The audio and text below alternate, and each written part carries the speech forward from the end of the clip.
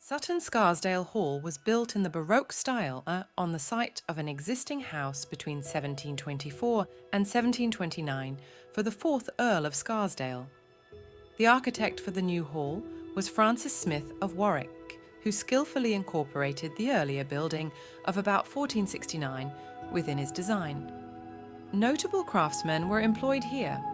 Edward Poynton of Nottingham carved the exterior stonework, and the Italian master craftsmen Arturi and Vasali carried out the fine stucco plasterwork, detailing in the principal rooms, remnants of which can still be seen.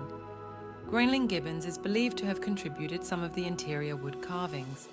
The cost of this splendid building left the Scarsdale heirs with depleted funds, and they were eventually forced to sell the hall in the 19th century. John Arkwright, a descendant of the industrialist Richard Arkwright, bought the hall, but in 1919 the family sold it to a company of asset strippers. Many of its finely decorated rooms were sold off as architectural salvage, and the house was reduced to a shell. Some rooms still exist. 3 interiors are displayed at the Museum of Art in Philadelphia.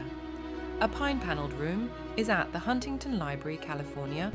It was offered to the Huntington by a Hollywood film producer who had used it as a set for a film, Kitty, in 1934.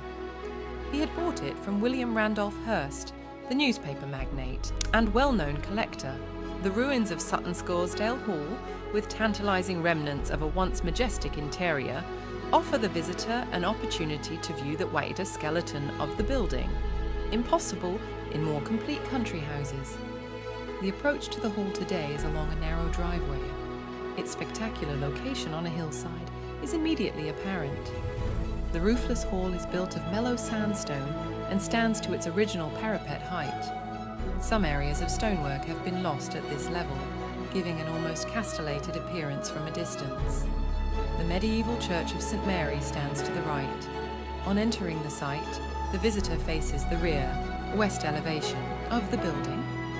There are 2 projections denoting the U-shaped plan of the hall. That to the right housed the kitchen and service areas. The hall was built with 2 impressive facades. The eastern front is the grandest, with exuberant Baroque detail typified by attached giant Corinthian columns topped with a central pediment. The central bays house the formal drawing room, elements of the 15th century structure such as blocked